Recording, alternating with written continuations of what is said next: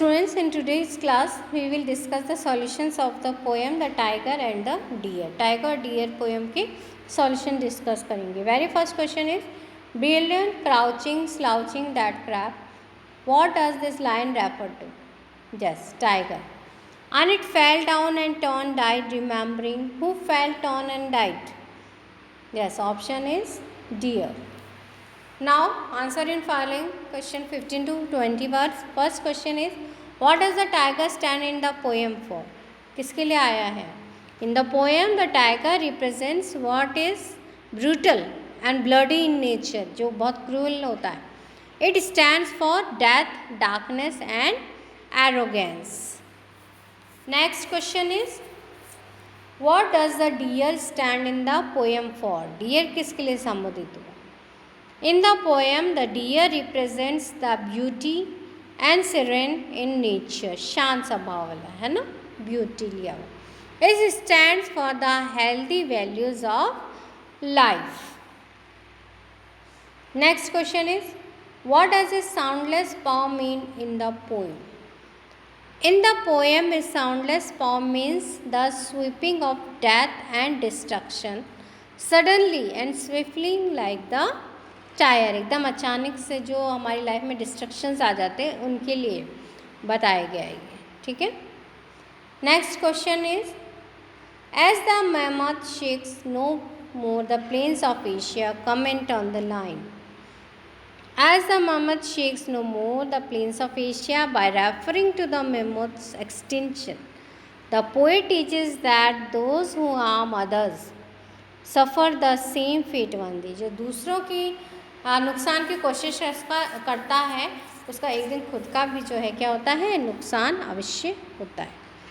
Now question number third, answer in 30-40 words. First question is the wind slip through the leaves as if afraid lest its voice and noise of its steps perturb the pitiless splendor. Explain those voice and noise of steps perturb the grandeur.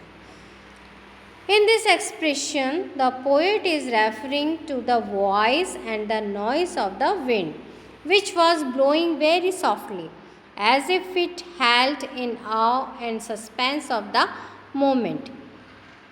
It if should ruffle the leaves and disturb the plan and scheme of the cruel tiger.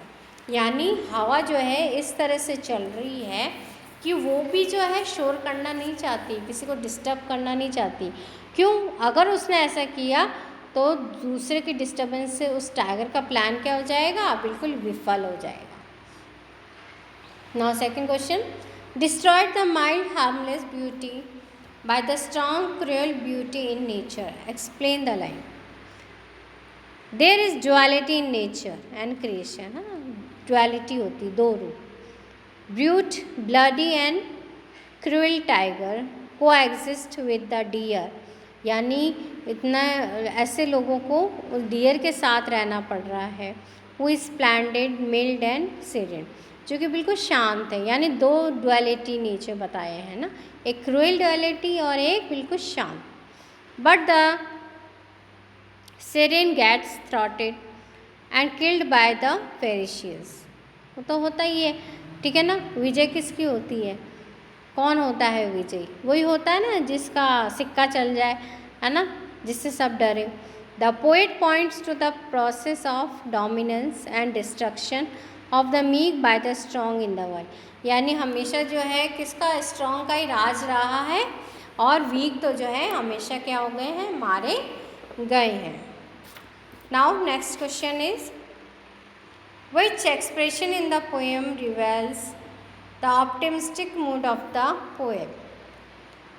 In the poem there is an expression where the poet hopes that a day would come when the tiger would be extinct like the mammoth and would no more kill the innocent deer in the deep forest.